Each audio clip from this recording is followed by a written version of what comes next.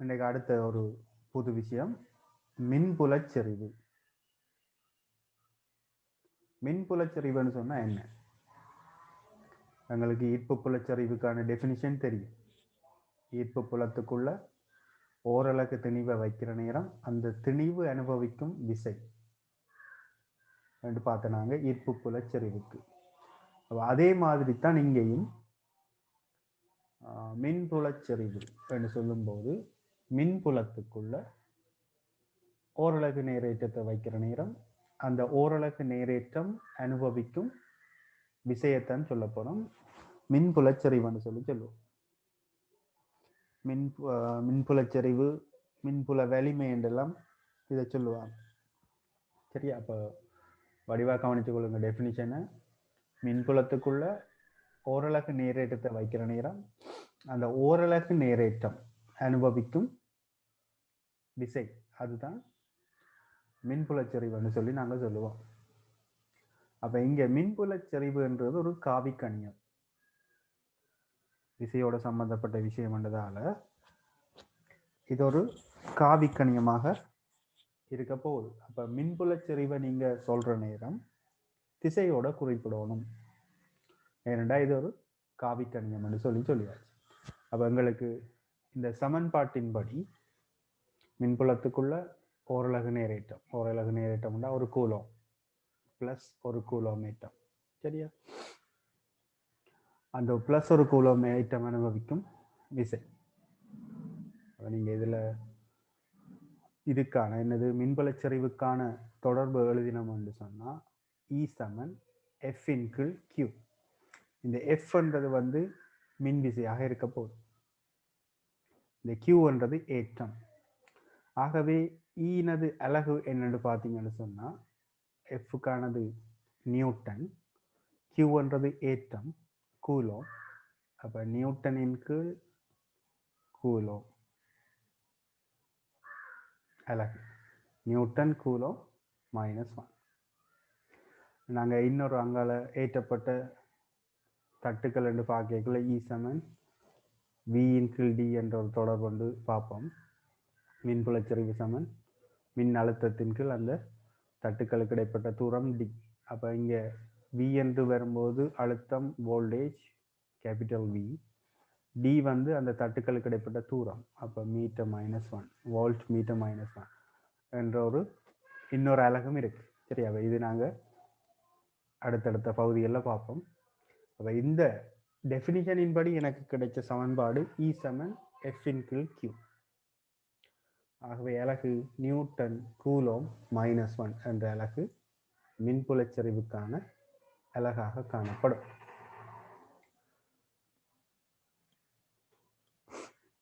இதுல ஒரு எக்ஸாம்பிள பாருங்க. 2 நானோ கூலோமீட்டர் ஒன்று இருக்கு. இந்த 2 நானோ கூலோம் ஏற்றத்தில் இருந்து 0.1 மீட்டர் தூரத்தில் இருக்கிற புள்ளியில உள்ள மின்புல வலிமை என்னன்னு சொல்லி கேட்கிறாங்க.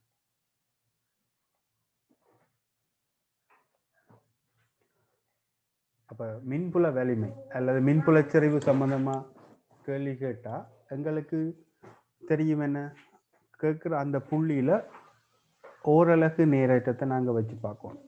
ஓரலகு நேரேற்றம் அனுபவிக்கும் விசை.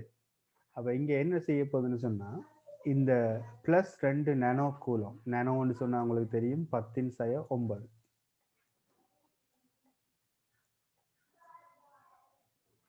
அதான் நாங்கள் நானோன்னு சொல்லுவோம். அப்போ இந்த 10⁻2 தர 10⁻⁹ கூலோம் ஏற்றத்தால் 0.1 மீட்டர் தூரத்தில் இருக்கிற மின்புல வலிமை எலக்ட்ரிக் ஃபீல்ட் என்று சொல்லி கேட்குறாங்க. ரைட்? இப்போ இதில் இருக்கிற மின்புல வலிமை எவ்வளோன்னு பார்த்தா எங்களுக்கு தொடர்பு தெரியும் E சமன் F இன் கீழ் Q. இந்த மின்புல விசைக்கான தொடர்பு எனக்கு சமன்பாடு தெரியும் Q1 இன்டு Q2 அதன் கீழ் 4πε r². அப்போ இங்கே 2 ஏற்றங்கள் Q1 Q2 என்ற 2 ஏற்றங்கள் இருக்கிற நேரம் எனக்கு இவ்வாறு தொடர்பு வரும். இதே போல தான் இங்கே Q2 என்ற ஏற்றம் அனுபவிக்கிற விசை F ஆக இருக்குமா இருந்தால் இந்த இதுல ஓரலகு நேரேற்றத்தை கொண்டு வந்து வச்சா என்ன நடக்கும்டா, இந்த Q2 வந்து F பிரிக்கிற மாதிரி யோசிப்போம். அப்ப பிரிச்சா எனக்கு இங்க வரப்போகுது Q1 இன் கீழ் 4 π Epsilon R ஸ்கொயர். அப்ப இந்த தொடர்பின்படி பார்த்தோம்னு சொன்னா F இன் கீழ் Q Q1 இன் கீழ் 4 π Epsilon naught R ஸ்கொயர் என்ற தொடர்பாக வரப்போகுது. அப்ப எனக்கு இந்த இடத்துல உள்ள மின்புலச் செறிவுக்கான தொடர்பு E சமன் 2 நானோ கூலோம் 2 தர 10⁻⁹ அதன் கீழ் 4 π Epsilon naught இதுக்கிடையிலான இந்த ரெண்டு புள்ளியேற்றங்களுக்கு இடையிலான தூரம் வந்து 0.1 மீட்டர். ஆகவே 0.1 முழுவதின் வர்க்கம்.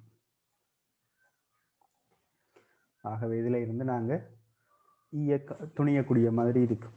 1 × 4 π Epsilon பதிலாக 9 தர 10⁹ பிரதியிடலாம். 2 தர 10⁻⁹ க்கு 0.1 முழுவதின் வர்க்கம். ஸோ அதை நாங்கள் சுருக்கினமாக இருந்தால் 9 2 18, இங்கே 10⁻⁹, இங்கே 19 இல்லாமல் போயிடும். 0.1 வர்க்கம் என்று வரப்போகுது. அப்போ 1 × 10 முழுவதின் வர்க்கம் என்றால் 100 மேலே வரும். ஆகவே 1800 நியூட்டன் கூலோம் -1 இருக்கும். ஆகவே எனக்கு இந்த மின்புலச் செறிவுக்கான சமன்பாடு எனக்கு இலகுவான ஒரு சமன்பாட்டு வடிவத்தில் எடுத்து வைக்கலாம். இங்கே E சமன் Q இன் கீழ் 4 π Epsilon R ஸ்கொயர் என்று வரும். எந்த ஏற்றத்தில இருந்து குறித்த ஒரு தூரத்தில் கேட்குறாங்களோ அந்த ஏற்றம் தான் இந்த சமன்பாட்டில் பிரதியிட வேண்டி வருது. பாருங்க, 2 நானோ கூலோம் ஏற்றத்தில இருந்து 0.1 மீட்டர் தூரத்தில் இருக்கிற ஒரு புள்ளியில் இருக்கிற மின்புலச் செறிவு. தனுஷனா கூறினது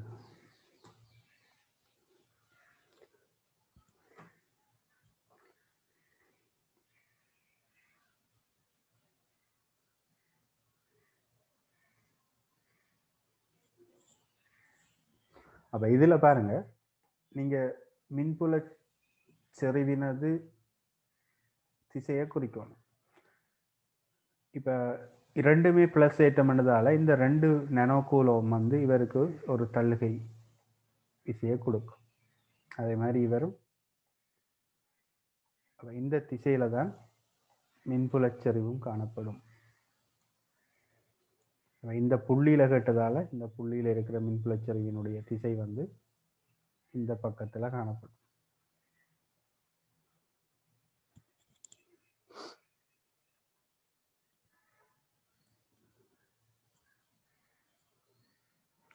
மின்புலச் செறிவு கேட்டாவே உங்களுக்கு மைண்ட்ல உடனே வர வேண்டியது ஓரலகு நேரேற்றம் அனுபவிக்கும் விசை. மின்புலத்துக்குள்ள ஓரலகு நேரேற்றம் அனுபவிக்கக்கூடிய விசை.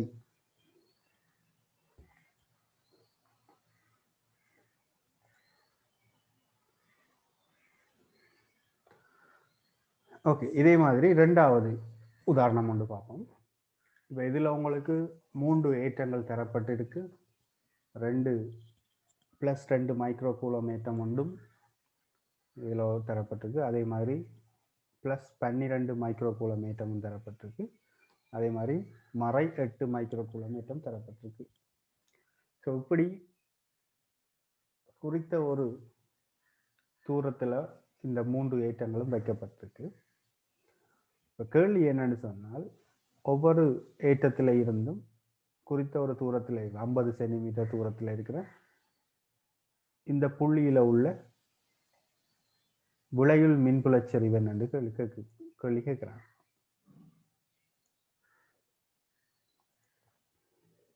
அது எனக்கு இந்த இடத்துல மின்புலச் செறிவு விளையுள் மின்புலச் செறிவு கேட்கிறாங்கன்னு சொன்னா நான் என்ன செய்யணும்னா இந்த புள்ளியில +1 கூலோம் ஏற்றத்தை வச்சு பார்க்கணும்.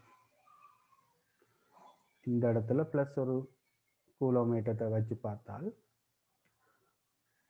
இந்த +2 மைக்ரோ கூலோம் வந்து என்ன செய்ய போகுதுன்னு சொன்னா இதுக்கும் பிளஸ். ஆகவே இவருக்கு ஒரு தள்ளுகை விசையை கொடுப்பார். அப்ப தள்ளுகை விசையை கொடுக்குறதுன்னு சொன்னா அந்த மின் விசையின் திசை வழியே தான் என்ன இருக்க போகுதுன்னு சொன்னா இந்த மின்புலச் செறிவின் திசையாகவும் காணப்பட போகுது. அப்ப இதுல இந்த திசையில இவரால் வழங்கப்பட்ட மின்புலச்சரிவின் திசை இருக்கு. அதே மாதிரி இதுக்கும் நேர் ஏற்றம், நேர் 12 மைக்ரோ கூலம். அப்போ இவரும் என்ன செய்வாருன்னா சக ஒரு கூலம் ஏற்றத்தை இவர் இந்த பக்கத்தில் தள்ளுவார்.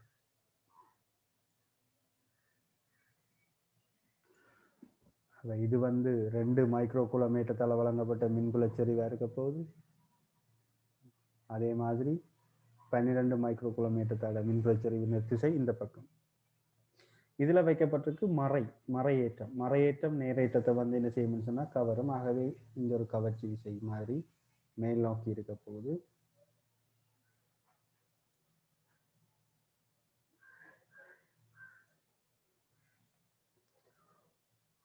அப்ப இதுல எனக்கு விளையுள் தான் தேவை. விளையுள் தேவை என்று சொல்லும் போது இங்க கிடையாக 2 விசை இருக்குது. ரெண்டும் எதிர் பக்கத்துல இருக்கு, எதிர் திசையில காணப்படுது.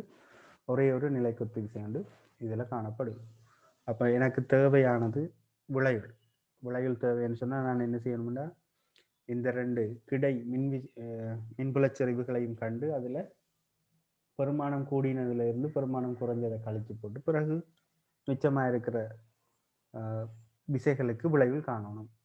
அப்ப நான் முதலாவது இந்த E2 கண்டுபிடிப்போம். E2க்கான தொடர்பு எழுதினோம்னு சொன்னா E2 சமன் E2ன்றது இந்த 2 மைக்ரோ கூலோமீட்டர் வழங்கப்பட்ட 2 தர 10⁶6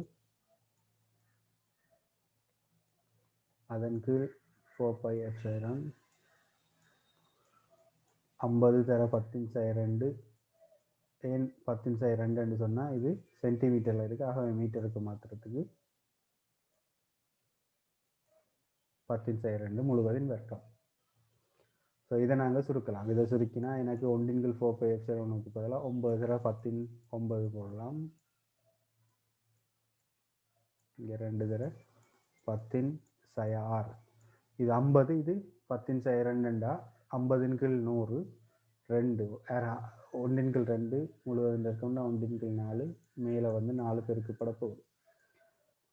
அப்போ 9 2 18 தர 4 72. அப்போ இங்கே 72 கிலோ நியூட்டன் கூலோம் -1 வரப்போகுது. E2 கண்டுபிடிச்சாச்சு. அதே மாதிரி இந்த 12 மைக்ரோ கூலோமீட்டத்தால் வழங்கப்படுறதை பார்ப்போம். 12 மைக்ரோ இதில் 2 மைக்ரோ கூலோமீட்டத்தால் இந்த ஓரளவுக்கு நேரேற்றம் அனுபவிக்கிற மின்புலச்சரிவினது திசை இந்த பக்கம். அதே மாதிரி 12 மைக்ரோ கூலோமீட்டத்துக்கு எழுதினோம்னு சொன்னால் இதே சமன்பாடில் இங்கே E12 வந்து போடுவோம். இவரனுடைய திசை இந்த பக்கம். இந்த நேரேற்றம் அனுபவிக்கும் திசை இந்த மின்புலச்சரிவினது திசை.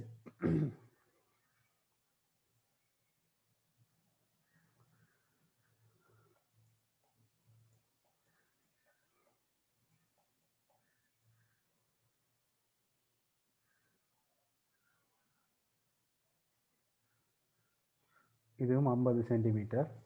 அப்போ 50 தர 10⁻² முழுவதின் வர்க்கம்.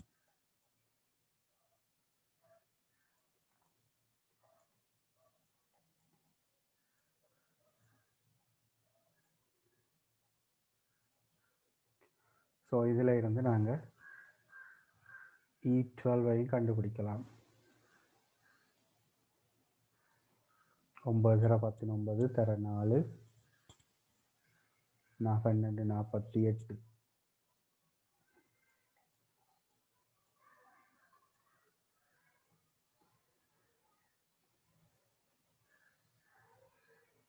இதுவும் கிலோ நியூட்டன் வரும். 10⁻³ மிச்சமாக இருக்க போகுது.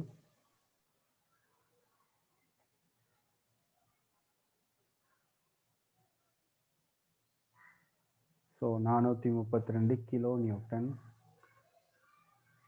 கூலோம் -1. ரெண்டோட ஒப்படைக்குள்ள E12 தான் பெருசு. ஆகவே இங்கே 432லேருந்து 72 கழிப்போம். கழிச்சோம்னு சொன்னால் 360 கிலோ நியூட்டன் கூலோம் -1 இந்த பக்கத்தில் இருக்க போகுது. அதே மாதிரி இப்போ நிலைக்குத்தா இருக்கிறத பார்த்தோம்னு சொன்னால் இங்கே -8 மைக்ரோ கூலோமீட்டத்தால் இந்த புள்ளியில் இருக்கிற மின்புலச்சரிவு அது மேல் நோக்கின திசை வழியே இருக்க போகுது. கவர்ச்சி மின்புலச்சரிவின் திசை மேல் நோக்கி இருக்க போது. E8க்கான தொடர்பு நாங்கள் அந்த மின்விசைக்கு தொடர்பு எழுதுகிற நேரம் அந்த குறிகள் போடாமல் எழுதினோம். ஏன்னு சொன்னால் அங்கே திசையோட சொல்கிறதால அதே மாதிரி தான் இங்கேயும் நாங்கள் இதில் இருக்கிற குறிகள் பாவிக்க தேவையில்லை. ஏன்னா நாங்கள் திசையோட சொல்கிறதால அதில் இருக்கிற அந்த மைனஸ் குறி இங்கே பாவிக்க வேண்டிய அவசியம் இல்லை.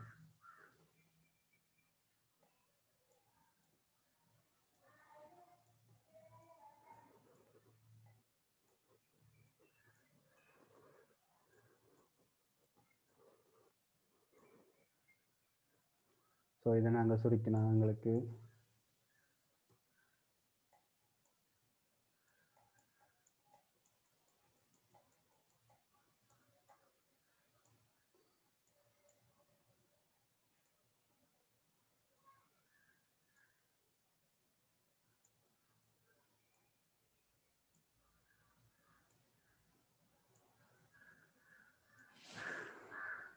மேல் நோக்கின திசையில் இவ்வாறு இருக்கும்.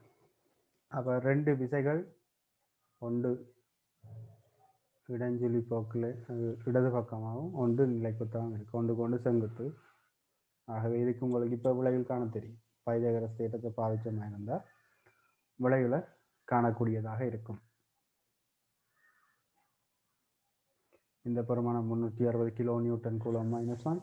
இது 288 கிலோ நியூட்டன் கூலம் -1.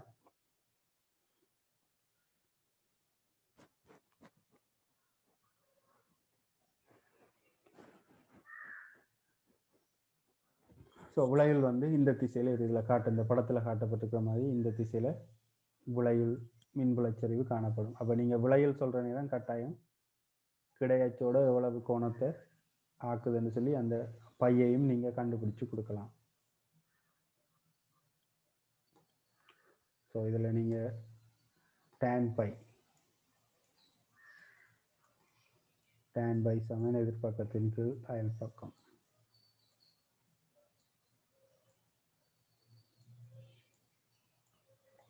ஸோ இதுலேருந்து நீங்கள் பையனுடைய பெருமானத்தை கண்டுபிடிக்கலாம்.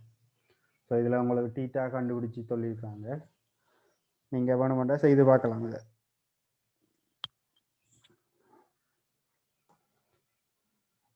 இது ஒரு காவி முக்கோணியாக நான் பூரணப்படுத்தி பார்த்தா இது ஒரு செங்கோண முக்கோணியாக வரும். ஸோ செங்கோண முக்கோணியில் இந்த பக்கத்தை காண்றதுக்கு பைதகரஸ் தேற்றம்.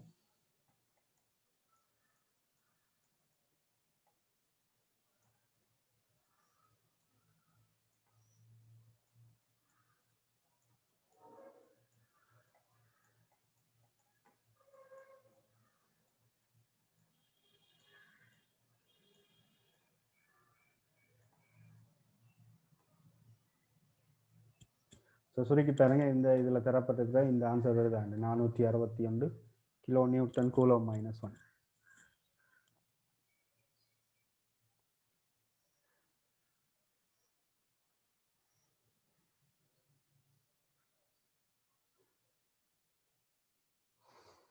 -288 வர்க்கம் வந்து 82,944.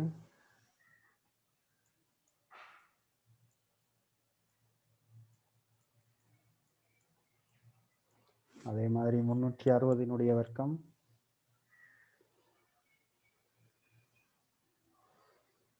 1,29,600.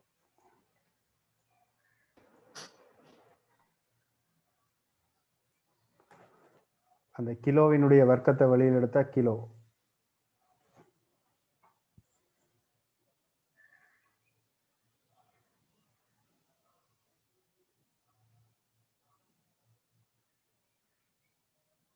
கூட்டினா 2,12,544 வரும்.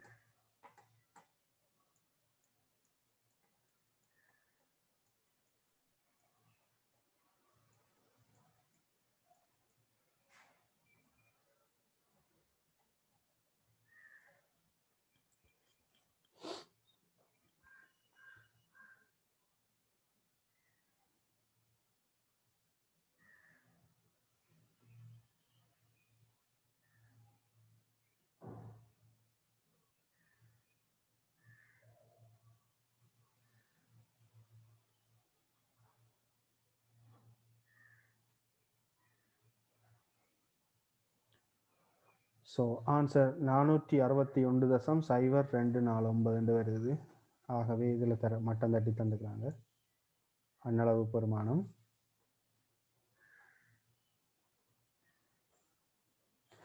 இதில் நாங்கள் புதுசாக ஒன்றும் செய்யலை. ஈர்ப்பு புலச்சரிவில் என்னென்ன மாதிரி செய்தோமோ அதே மாதிரி இங்கேயும்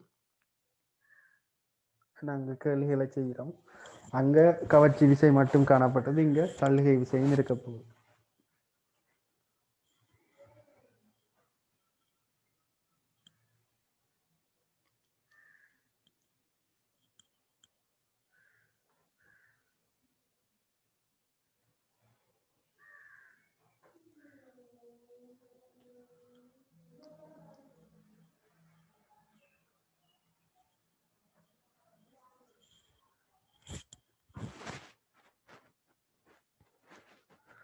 ஓகே, இப்போ இதில் இருக்கிற கொஷனுக்கு என்ன ஆன்சர் வரும் சொல்லுங்க பாப்போம்.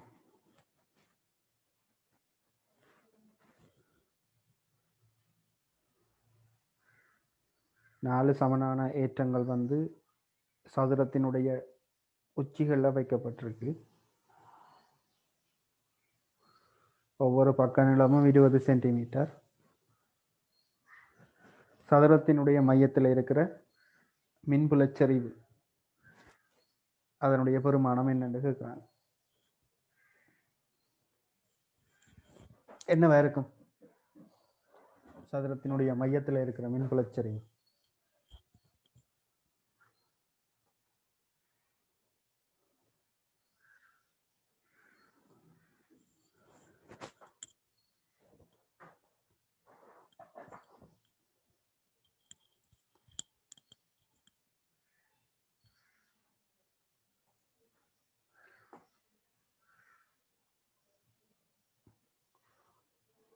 இருக்கிறீங்களா?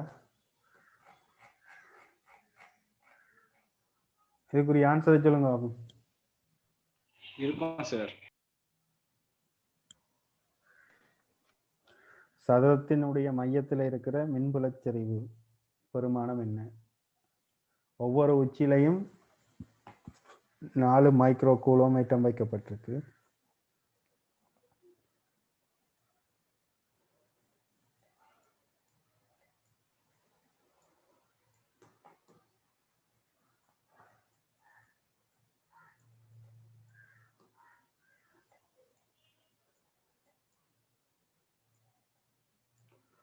இந்த மையத்தில் இருக்கிற மின்புலச்சரிவு என்ன?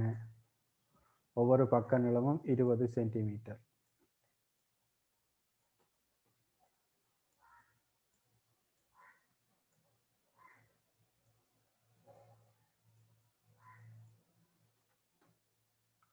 இப்போ மையத்தில் இருக்கிற மின்புலச்சரிவு கேட்டால் என்ன செய்யணும்னா, இதில் ஒரு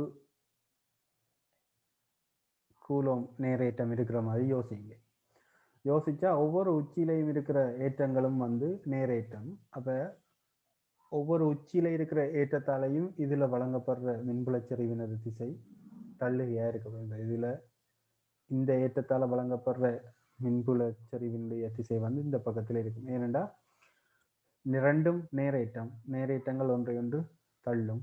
அப்போ தள்ளுகை விசை மாதிரி இங்கே விசையினது திசையில் இந்த மின்புலச்சரிவு E1 இருக்கும். அதே மாதிரி இந்த சக 4 மைக்ரோ கூலோம் ஏற்றத்தால் இவருக்கும் ஒரு இந்த திசையில் ஒரு தள்ளுகை விசை. அப்போ ஏற்றங்களை இணைக்கிற அந்த கோட்டின் வழியே தான் இந்த விசையினது திசை இருக்க போகுது. அதே மாதிரி இந்த ஏற்றத்தாலையும் இவருக்கு ஒரு தள்ளுகை விசை.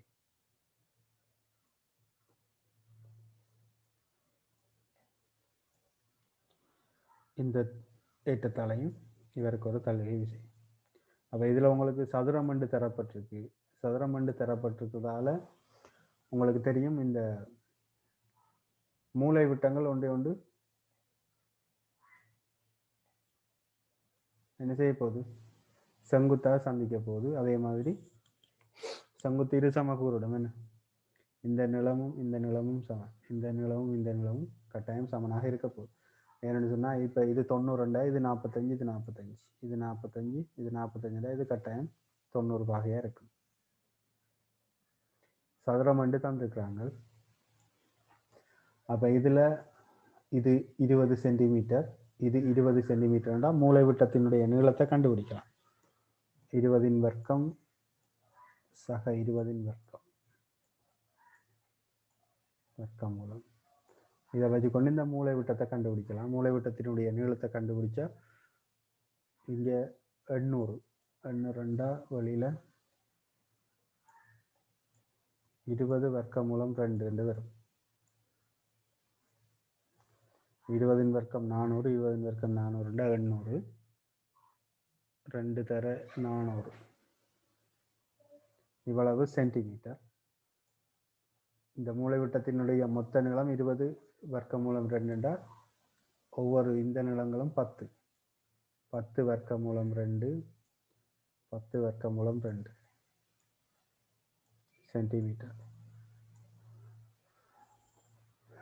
அப்ப எல்லாமே சம பெருமானமுடைய ஏற்றங்கள் சம தூரத்தில் வைக்கப்பட்டிருக்கு. ஆகவே இதில் வழங்கப்படுற விசை இந்த மின்புல செறிவு வந்து E1 வந்து E3க்கு சமனாக இருக்கும். அதே மாதிரி E2 வந்து E4க்கு சமனாக இருக்கும். இதில் பார்த்தீங்கன்னு சொன்னால் எல்லாமே சமன்ண்டா E1 சமன் E3 சமன் E2 சமன் E4 அவை எல்லாமே சமனானது. E1 சமன் E2 சமன் E3 சமன் E4. இந்த நிலம் எல்லாம் சமன், இந்த நிலம் சமன், ஏற்றங்கள் சம பெருமானமுடையவை. ஆகவே E1 சமன் E2 சமன் E3 சமன் E4. ஆகவே இதில் விளைவில் வந்து இங்கே பார்த்தீங்கன்னா E1ம் E3யும் சமன்டா இந்த இதில் விளைவில் 0. அதே மாதிரி இந்த இடத்துலையும் விளைவில் 0. ஆகவே இந்த இடத்துல இருக்கிற விளைவில் மின்புலச்சரிவு டெல்டா E 0 காணப்படும்.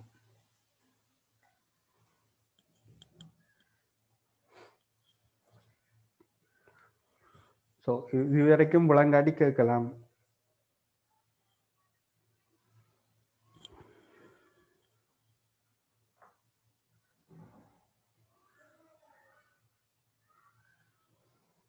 விளங்கிட்டேன்னு சொன்னால் நாங்கள்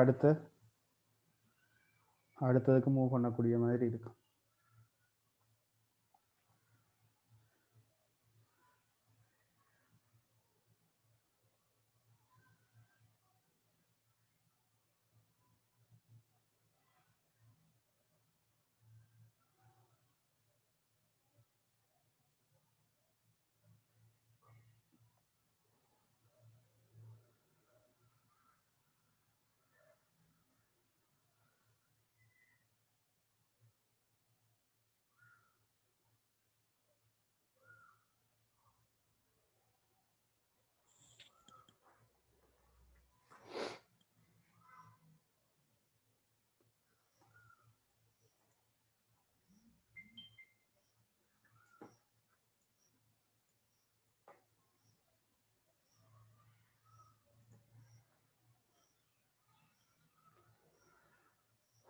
ஓகே, இப்போ இதில் அடுத்த கேள்வியை பாருங்க. 4வது கேள்வியை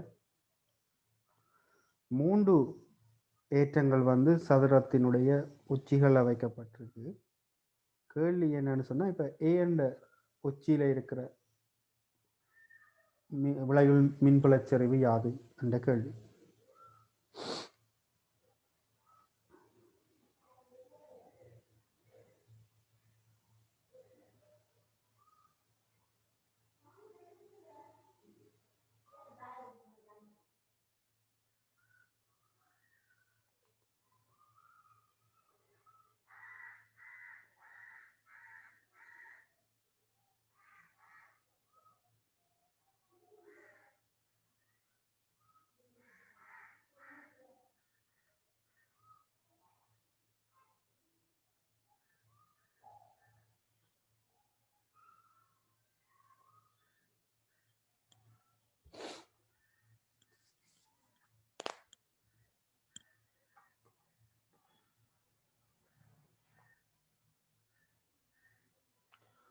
ஓகே, இந்த உச்சியில் நேரேற்றம், இந்த உச்சியில் மறையேற்றம் இருக்குது. அதே மாதிரி இந்த உச்சியில் நேரேற்றம் காணப்படுது. அப்போ உங்கள்கிட்ட கேட்டது சதுரத்தினுடைய இந்த ஏ என்ற புள்ளியில் இந்த உச்சியில் இருக்கிற விளையுள் மின்புலச்சரிவி ஆகும் தான் கேள்வி. அப்போ இந்த இடத்துல ப்ளஸ் ஒரு கூலோ ஏற்றம் இருக்கிற மாதிரி யோசிச்சா இங்கே நடக்க போகுது இதுக்கும் ப்ளஸ் இதுக்கும் ப்ளஸ் என்றால் ப்ளஸும் ப்ளஸும் தள்ளுகை. அப்போ இந்த பக்கத்தில் இருக்க போது இவரால் கொடுக்கப்படுற விசை. இதில் பார்த்தீங்கன்னா இதுக்கும் ப்ளஸ் 4 மைக்ரோ கூலோமீட்டர், இதுக்கும் ப்ளஸ் 4 மைக்ரோ கூலோமீட்டர், ரெண்டுக்கும் இடைப்பட்ட தூரம் சமனான தூரம். அப்போ இதை நான் இ என்று குறிப்பனா இருந்தால் இப்போ இதில் இவரால் வழங்கப்படுற மின்புலச்சரிவினுடைய திசை ரெண்டும் நேரேற்றம் என்றதால் தள்ளுகையாக இருக்க போது இந்த திசை வழியே இருக்கு.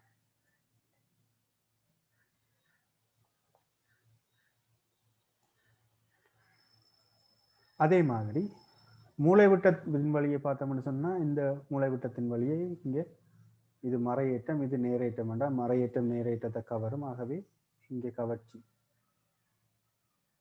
நோக்கி இருக்க போகுது, அவரை நோக்கி. மூளைவிட்டத்தின் வழி என்று வரும்போது சதுரம் என்றா இந்த கோணங்கள் 90, இது 45, இது 45. அப்போ இதில் எனக்கு ரெண்டு சமனான விசைகள் இருக்குன்னு சொன்னால் கட்டாயம் விளைவில் வந்து அதனுடைய கிடையச்சோட 45 பாகை ஆக்கக்கூடிய மாதிரி போக போகுது. அப்போ நான் இனி என்ன செய்யலாம், இந்த விசையை கண்டு அதே மாதிரி இந்த விசையையும் கண்டுபிடிச்சி அதில் இருக்கிற விளைவில் விசையினுடைய திசையை வந்து என்னால் கணிக்கக்கூடியதாக இருக்கும். இப்போ இந்த ஈயை கண்டுபிடிப்பமாக இருந்தால் Q × 4πε r². அப்போ இந்த 1/4π